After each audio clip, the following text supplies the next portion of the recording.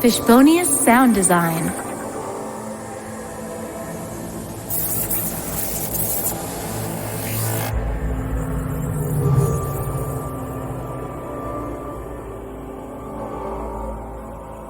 Welcome aboard Chronosphere Fiction Streamlines. This is your pilot, Daniel French. Before we travel through our itinerant streams, I'd like to thank you for your patience in chartering today's journey. I know it was a wait. Between you and me, if every Chronosphere Fiction passenger were to go to patreon.com/chronosphere and become a patron for about $1 a month, we could have the Chronosphere sailing through the spectral streams a lot more often, and you'd get the benefit of having your favorite Chronosphere Fiction series come to you a lot quicker. I hope you've made yourself comfortable in your cabin. It's time to journey back through the spectral stream of Generation Z as we begin Season 2, Episode 1, Dawn of the Living. Ignition.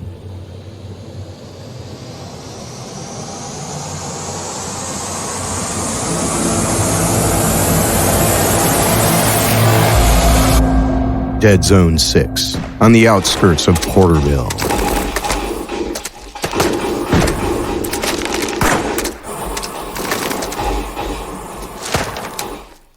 This looks as good a spot as any. Here, let me get these off of you. Thanks. Yeah.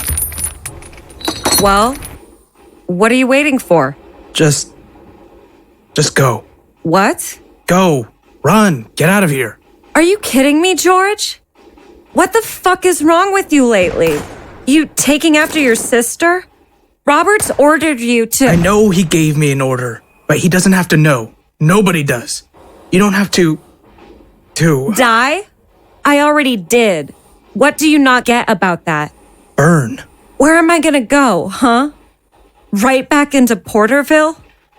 To the forest? To live with the little woodland creatures forevermore? Or maybe I should just apply for citizenship with the UDZ. I don't know. Go wherever you want to. Wherever you'll be safe. There was nothing more to my life than the lifeguard. And now I don't even have that. What about me? What about you? You had me. And you still do. What? Do you think we're gonna elope or something? Look, you saved me once already. And that was one time too many. Isn't that enough for you? It doesn't have to be this way, Leanne. I don't have to do this. Disobeying orders is insubordination. It means death if they find out. I know. So you're saying you'd betray the lifeguard just for me? You'd abandon them just to save a zombie? George. You're not just a zombie. Not to me. Jesus, seriously. What happened to you? Listen to yourself. You used to love the lifeguard. You wanted to be a decorated guardsman so bad. You had so much fun shooting the walkers when they wandered into the living zone. We both did. You remember? Of course I remember. You remember how we met? George, what? Do you? Yeah. We were both like 5 or 6. We were playing in the woods by the cabin you and your family lived in. We were both pretending to hunt zombies and... When we ran into each other, we both thought the other was a zombie, so... You started throwing rocks at me. I started swinging a stick at you, and... When we started bleeding, we knew we were alive. And my dad was so proud while he bandaged us up. 2 sprightly new cadets for the lifeguard, he said. After that, we were inseparable. See, you're not a corpse. You're you. You're Leanne. Like you've always been. Like I've always been? Well, besides the gunshot in your forehead, but you know what I mean. You're the person I grew up with. The person I love. Look, George, I understand you don't want me to go. But you have to think about what I want, if it still matters to you. And I know it does. I don't want to be like this. I never did. And I'm not going to stay this way. That's all there is to it. There's no other option for either of us. I'm sorry. Give me the gas. George, let go. Here, I'll do this much. You do the rest, please. Leanne. I'm ready to go. There's nothing left for me. I truly wish I could stay with you and with the lifeguard and live. But it's just the end of the line. But it doesn't have to be for you. Robert's promoted you for a reason. Please, I want you to follow orders. I want you to stay strong and stay with the lifeguard and be the best soldier you can be. Do it for me. Don't forget about the cause just because you lost some comrades along the way. Use that to remind yourself why we fight. It's the great struggle, George. We always knew there would be casualties. I can't do this. Please, George. I'm asking you. Do it because you love me. I do love you. I love you too. I gotta go. I can't stay for this. Goodbye. Goodbye. Lifeguard forever. Long live the ULZ. Lifeguard forever. Long live the ULZ.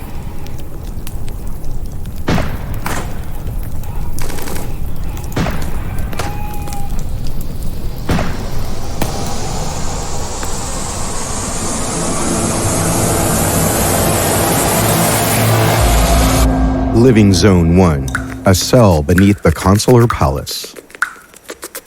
Jesus. God damn it! Hello, Mr. President. You. Ugh. Still upset, Mark? I understand. But it's not me you should direct your ire at. After all, who's really to blame in this situation? You misled me all along. You've lied to all the UDZ for years. You lied to the UDZ. But you didn't know any better. Besides, I'm under no obligation to be truthful with zombies, or even fair to them. I protect the interests of the living, Mark. It's about time you faced that fact. That truth shouldn't have been so difficult to arrive at, now should it have? It's treachery. It's deceit on a national scale. But the truth will come out, and whatever you've got planned, I swear you won't get away with it. I already have. The plan is in motion, and nothing is going to put a stop to it. The ULZ and the UDZ will be at war again within the week, just in time for the centenary of the Great Transition. And this time, the living will win, and the dead will fade away. You're nothing but a bloodthirsty lunatic. You're gonna extinguish the lives of millions in both our countries for a war you know you can't win. Oh, on the contrary, I know I can. And there's really nothing that your army can do about it. We've got the upper hand now. What are you talking about? Just some simple breakthroughs in chemical and biological warfare. For so long, the dead have thought themselves eternal, invincible. But now the lives of zombies are even more fragile than those of the living. Soon enough, you may see for yourself. You going to kill me? Certainly not. You've proven immensely useful for our purposes thus far. I have a feeling you'll remain as such. You see, there's a lot more we expect from you, Mark. Forget it. You're through using me. I'm not your fool any longer. Keep me down here for as long as you want. I'm never going to play into your hands again. Ah, yes, apologies for these dank quarters. Temporary, I assure you. Your arrest was necessitated earlier than anticipated. At the moment, we're outfitting a far more comfortable room worthy of a president for your house arrest. I think you'll find it adequately opulent. You're not gonna buy me either. There's no further business between the two of us, Nathaniel. That's what you think. Unfortunately, it's not a matter of choice any longer. What are you planning on doing? Torturing me? Starving me? You can't do any more to me than you already done except kill me. So go ahead. Drag me out into some public square and burn me alive for the cheering crowd just like President Rhodes. History repeats itself. You'd like that, wouldn't you? For your legacy to be set in stone with some semblance of honor, a martyr for peace, just like Rhodes. No, there's more the ULZ needs from President Knox, and you're going to deliver. Or else what? You've already threatened my people with war. There's nothing more you can use against me. You don't think so? Oh, Mark. Always so easy to surprise. I'm starting to think you're just a little naive. Let's see. What's the time? What does that matter? Well, you've got another visitor on the way. Oh, do I? Yes, a very special guest. Someone who just might give you an idea of how alone you truly are. A friend of mine? No, a friend of mine.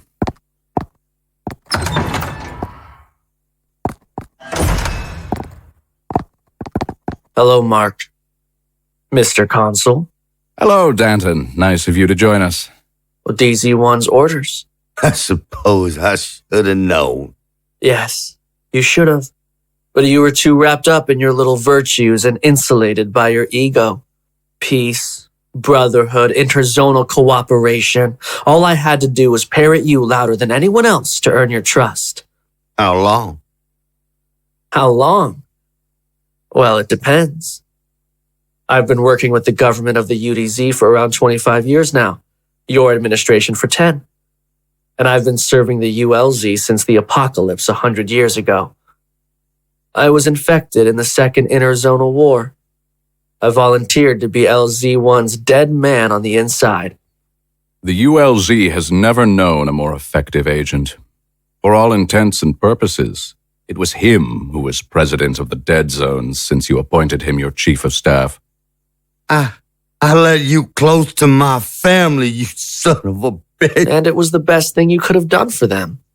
Oh, you son of a bitch. If you so much as a hair on their heads is harmed, You'll what? Would you cooperate then?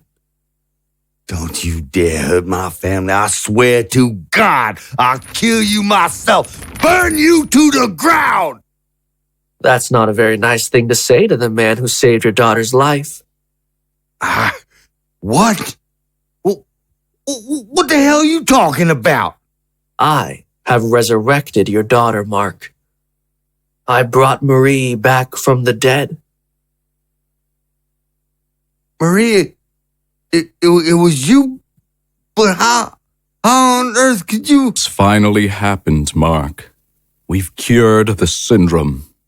And your daughter is a perfect example of the vaccine's effectiveness. I gave her the gift of life, Mark. You should be kissing my feet with gratitude. We gave her that gift, and we can take it away also. No. Now that her nerve endings are functioning again, we really can hurt her. As much as we wish. You remember what pain feels like? You sick bastard. Your wife, too. Charlotte? Did she? She hasn't received the vaccine, not yet. But we're hoping she'll choose to, eventually. We are expecting plenty of zombies to choose that option, when we make it available to them. This is insane. It can't be true. You held Marie in your arms, felt her warmth, her heart beating once again. It's the truth. It's more. It's the future, Mark. Zombies are soon going to die out as quickly as they appeared. But I shouldn't say die out. They're going to live once again. The United States will be revived at last, and you're going to be part of it all. You see, it's not my intention to simply massacre the entire population of the UDZ. I don't wish to hollow out the dead zones and rule over ashes. My objective is life. In a way, my goals aren't terribly far off from yours. You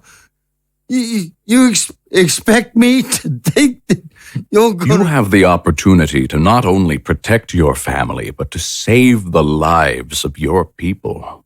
To give them life. And what more could a leader possibly do? You'd be the most celebrated president in the history of the United States. A hero to all the living here and abroad. An icon of peace, unity, and life. We need you, Mark, to help facilitate a smoother detransition, that we may get back to how things were so long ago.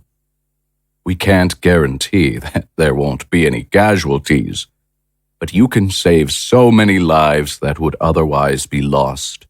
The rebirth of the nation is at hand, and you have a chance to take part.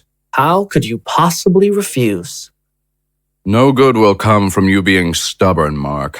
For your own sake, for the sake of your family, for your very people, and for posterity, help us. You won't regret it. And America will never forget. I give you my word. How do I know what you telling me is the truth? All you've done before today was misrepresent yourself? What is your word worth to me? How can I know you won't hurt the people close to me? That you won't go back on everything you said yet again? Well, Mark, I can assure you of this. If you say no, Danton will see to your wife and daughter as soon as he returns to DC-1. And the chance to save your countrymen from the uninhibited wrath of the living will not be extended to you again. They must know over in DZ1 by now that something's wrong, that I'm in trouble. They know only that you're too deeply involved in negotiations to be easily reached. That's why I'm here.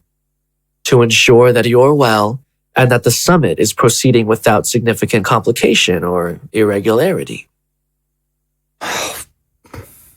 What? What exactly is it you require of me? For now, all we need is for you to record a message for your friends in DZ1 to put their minds at ease. Here, just read this. Are you going to record me? You are being recorded. Go ahead.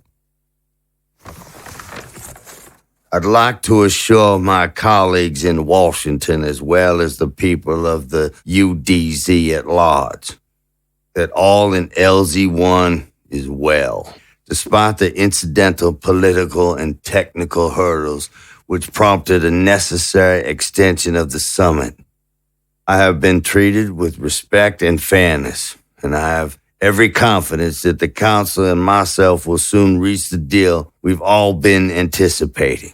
I implore my administration and the populace to remain patient. Go on with your preparation of the celebration of the centenary and be hopeful about our shared future. I've been briefed on the raid by a rogue lifeguard unit. Wait, what the hell is this? What? Keep going. By a rogue lifeguard unit. And I've been assured that the commander of this unit is acting on his own initiative without orders or approval from the ULZ.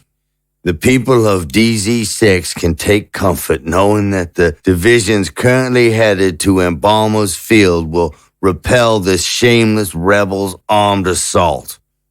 And I, for one, feel that a joint military action on the part of both our countries will only further cement the friendship. Are you and our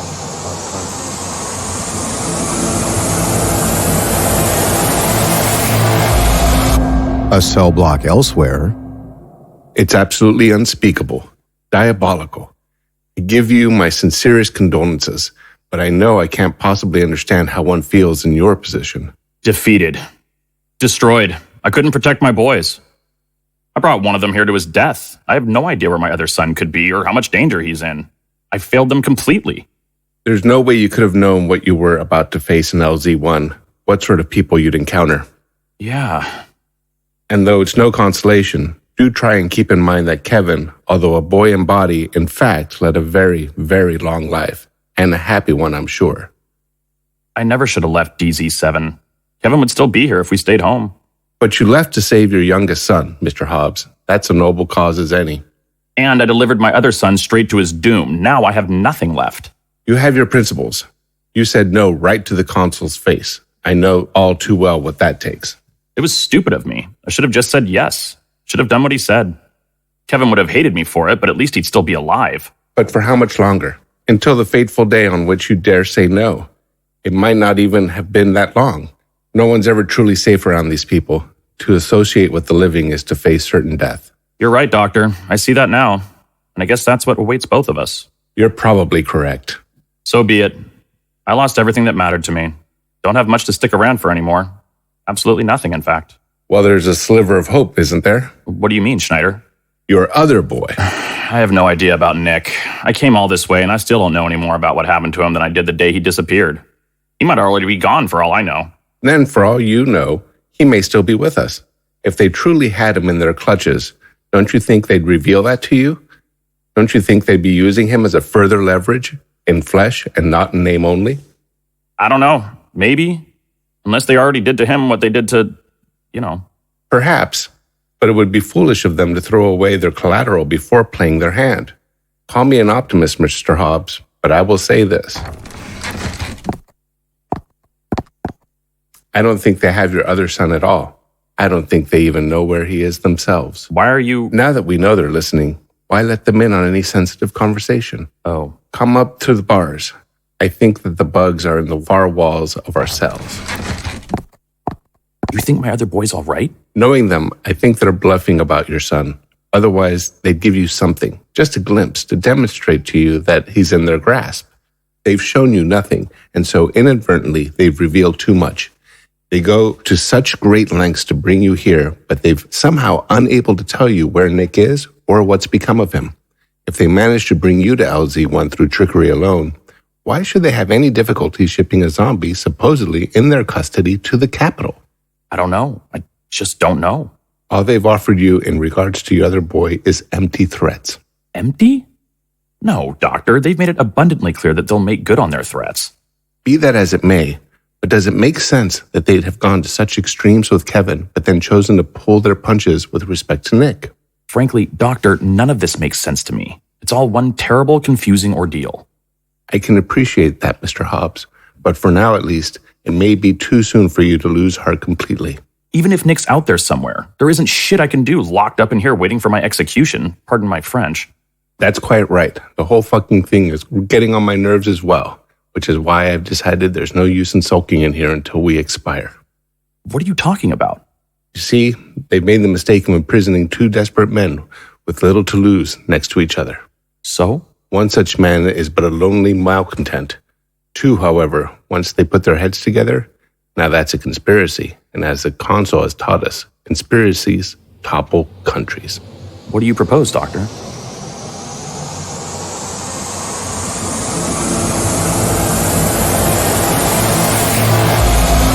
Dead Zone 1, Marie's quarters within the Pentagon.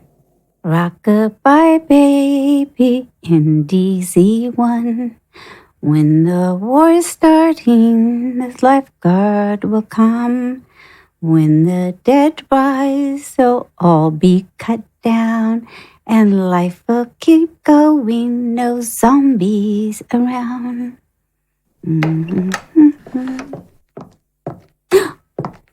I just got her down for a nap.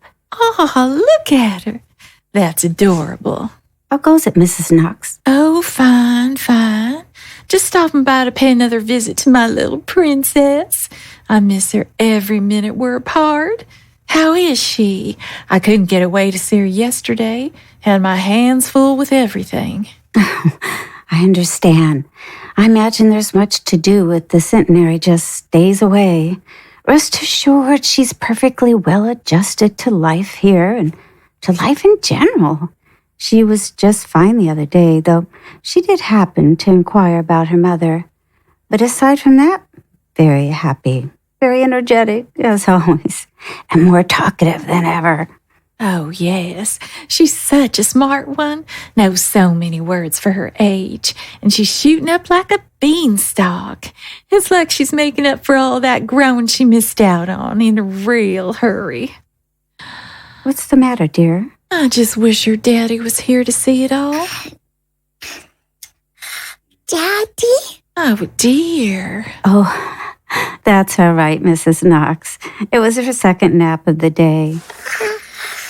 Hi, Marie. How's my pumpkin doing? Mama! Forgive me for asking, but has there been any news in regard to your husband and LZ1? No, unfortunately. They're still trying to make contact with him, and we haven't heard from Danton. We don't know when he'll be back. I'm worried. I just hope he's all right. I'm sure he is, Mrs. Knox. I think he'll be back before you know it. Mama, up!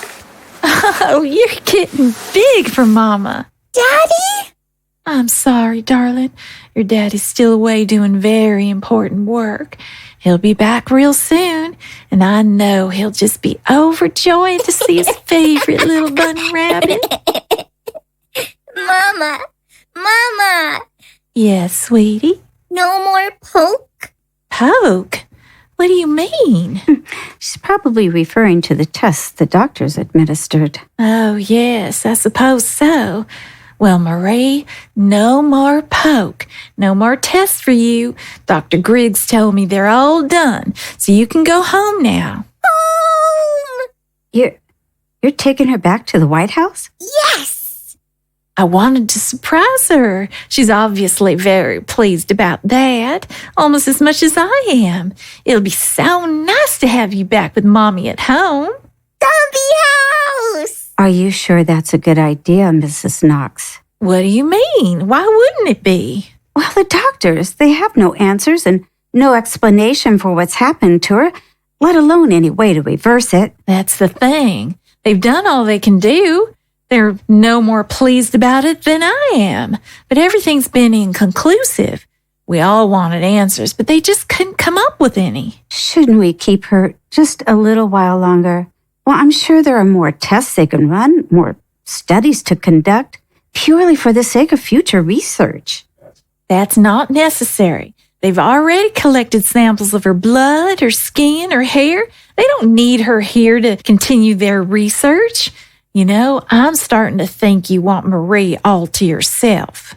Don't you think we should first consult with President Knox or Mr. Danton before we transfer her? After all, it was them that made the arrangements for her and supervised. Well, I'd love to speak with both of them, especially my husband, but they're in LZ1 at the moment.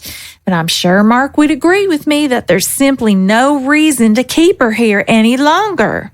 Well, there is one. Is there? Do you think it's wise to put her in a position in which her condition will become known to the United Dead Zone? Is zombiedom ready for that? Margaret, I don't know what's gotten into you, but I can't keep Marie hidden from the public eye forever. I won't. That's just cruel to stow her away like some unsightly, unwanted animal, and just because she's alive. She's my daughter, damn it, and I know what's best for her. Oh, hey now. It's all right. Mommy's just a little grumpy at Margaret is all. It's okay. Who's Mommy's little girl? Me? That's right. And Mommy's little girl gets all the kisses she wants. I am sincerely concerned, Mrs. Knox, that you are being far too hasty. We don't know how people will react. It may be dangerous for both of you. That is absolute bunk. My precious little girl isn't about to stir anybody up to a frenzy. Mark was right. They'll see her for what she is and accept her. It was silly to think otherwise. The dead aren't savages. Besides, we can finally put all that nonsensical speculation from the news media to rest. Mama? Yes, hon? Home now? Yes, Marie. Let's go home. I'll send someone for your toys. Well, I could bring them to the White House for you, Mrs. Knox. Margaret, your services are no longer required. Bad, Margaret. I've been thinking, and Marie just isn't a baby anymore, and I would never miss out on the opportunity to raise my daughter as she grows up. Very well, Mrs. Knox. I hope you don't come to regret these decisions. You know, Margaret, you make me wonder sometimes. I've done a lot of wondering about you lately. When Marie started showing the symptoms of life, it was you who was spending more time with her than anyone else. And when they kept up and we sent her here, then you were spending even more time with her. And then just the other day, I remembered who it was that recommended you to the family as a nurse for Marie in the first place. Who was that? Mrs. Knox, I don't... Who was it, Margaret? It was Mr. Danton. But I don't see what this has to do with anything. And I resent your insinuation that I'm somehow responsible for Marie's present state. I didn't say that, did I? But I have my hunches. Danton, bad. And I have my friends, too. You felt it was necessary to bring the Secret Service with you? Well, you did tell me I was in danger. Hello, Mrs. Knox. Good to see you, General. General! Margaret Donahue? Yes. Would you mind coming with us and answering a couple of questions? No, not at all. Come on, Marie. Let's go home.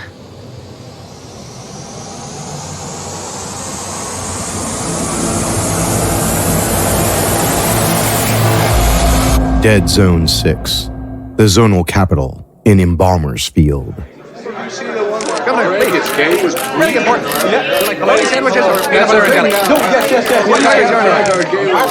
Ladies and gentlemen, please, one at a time. I'll answer as many of your questions as possible. Just please settle down. Governor Lewin, what are your thoughts on the recorded comments from President Knox received by DZ1 earlier today? The mayor and I both found his message reassuring, although from it we learned nothing essentially new. What Knox had to say is more or less a reiteration of what we've heard already from DZ1. Simply remain calm, do not panic. The situation is an isolated one which has been effectively contained and is being dealt with speedily by the governments of both the living and the dead. Governor Lewin! How much time does the president have to... Have you personally spoken with the president in regard to this ongoing affair? No. President Knox remains thoroughly occupied with negotiations with the ULZ. However, I am confident that they know what they're talking about over in Washington and are working tirelessly to resolve the situation. What's known about this lone lifeguard unit which has besieged Porterville, and why are they attacking the UDZ? Very little has been made known to us. I'm not sure just how much DZ1 knows. But we do know this. It's a relatively small unit, which leads us to believe there may be others participating in this raid if they expect to march on Embalmer's Field. As for their motive, I can't speculate. The ULZ describes the commander as a madman out for blood, beyond the control of the consul and the consulate. The UDZ concurs that the actions of these rogue guardsmen are senseless and do not seem to be directed by their superiors. Over here! Hello! Over here! Settle down, everyone. I can only address one of you at a time. Governor, when are the promised reinforcements expected to arrive, and where are they going to be stationed? I'm told the 40th Infantry Division is currently en route.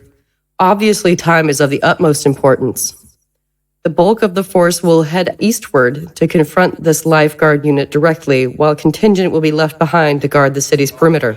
Can you speak to the apparent involvement on the part of the ULZ or the lifeguard in response to the attack on Porterville? I cannot. I'm not privy to the details. But public statements from Knox, DZ1, and the ULZ have all indicated that the living will be lending arms and troops to the effort to crush the raiders. I can't give out any specifics on projected military operations, even if I knew of any. Do you think in light of the summit that this is some kind of mutiny on the part of the lifeguard? Again, I can hardly speculate on the reasons for this attack. I'll leave that to the press. But the brutal and merciless conduct of the guards on Porterville seemed to suggest, I think, that a primary objective of this raid was nothing more than the wanton destruction of property and the lives of the undead. Will those responsible for the raid, should they survive the counterattack, be brought to trial in the ULZ or the UDZ? I have no idea, but if it were for me to decide, I would try them right here in Embalmer's Field. Any comments, Governor, on the sort of exodus of zombies from DZ6 and Embalmer's Field specifically since the raid commenced? People are afraid, and for that I can't blame them, not one bit. They have families to think about and their own well-being, and so they make every effort to remove themselves from harm's way. But I'll take this chance to echo the President and our representatives in DZ1 in saying that while what has occurred in our very own backyard is tragic and reprehensible, there is no need for an excess of fear and alarm. We can't allow these few living to shake us to the point of despair or extinguish our hopes. Our brave men and women in uniform are on their way, coming not merely to dole out justice for what's been done, but to protect their countrymen with wholehearted solidarity and commitment from this disgusting, outdated, necrophobic violence. We, the undead, are proud, and rightly so. We will not tremble, and we will not back down in the face of this mindless anti-zombie bullying and mass murder. We will look it in the face and defiantly refuse to flinch. It is not just the sanctity of life that must be respected, but that of death too, the undead.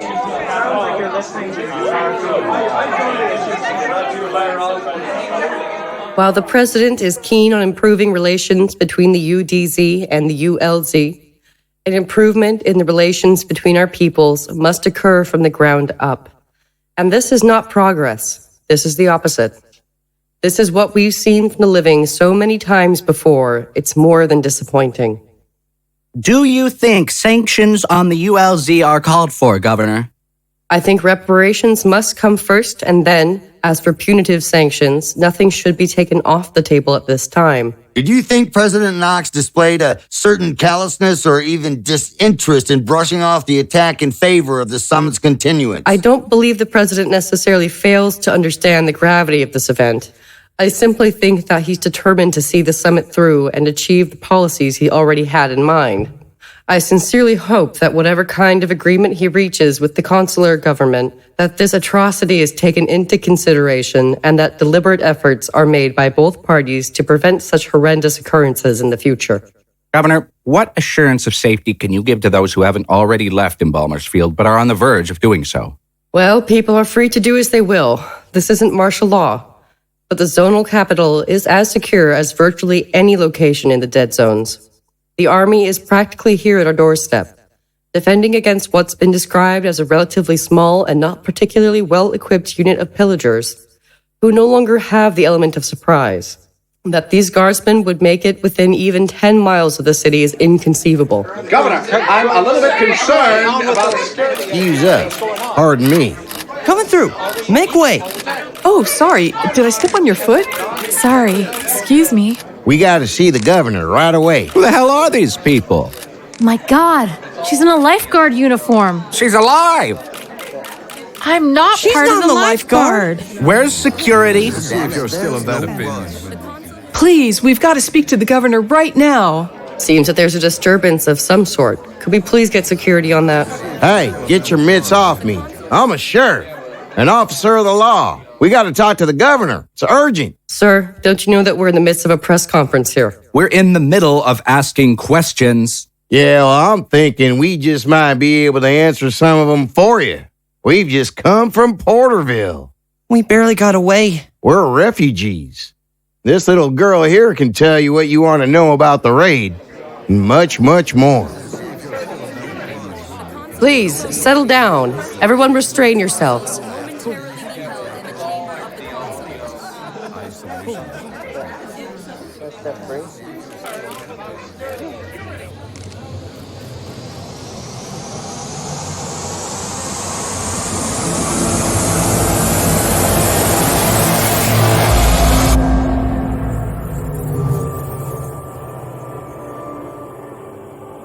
George Cooper is voice acted by J. Dean Garcia. Leanne was played by Alexis Bird. President Knox is Van Riker. Consul Nathaniel is voice acted by Blake Benlan. Benjamin Danton is Zachary James Macias. Dr. Schneider is Rod Diaz. Mr. Hobbes and General Adams are voice acted by Warren Clark. Charlotte Knox and Samantha Cooper are played by Deborah Cristobal. Marie is Katelin Curtis. Nurse Margaret is voice acted by Cindy Stevens. Governor Lewin is Kathryn Skinner. Mrs. Cooper, aka George and Samantha's mom, is played by Kathy Lieberman. Nick Hobbes is voice acted by Spencer Frederick. Sheriff Dietz is played by Daniel French. And our very interesting reporters were voice acted by Blake Benlan, Van Riker, and Rosanna Jimeno. Generation Z is written by Blake Benlan. Production, editing, sound design, and music are Daniel French of Fishbonius Sound Design. That wraps up the first chapter of the second season of Generation Z. Until your next ride on the Chronosphere, keep your cosmos clean.